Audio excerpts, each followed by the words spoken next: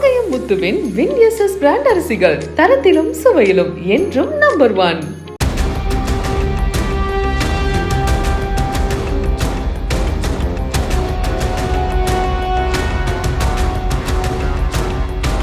சேலம் மாவட்டம் தலைவாசல் அருகே சாலையோரம் நின்று மாணவிகளை ஏற்றிக் கொண்டிருந்த கல்லூரி பேருந்து மீது பயணிகளுடன் வந்த மற்றொரு பேருந்து மோதி விபத்து ஏற்பட்டதில் கல்லூரி பேருந்தில் இருந்த 8 மாணவிகளும் தனியார் பேருந்தில் வந்த 22 பயணிகளும் காயமடைந்தனர்.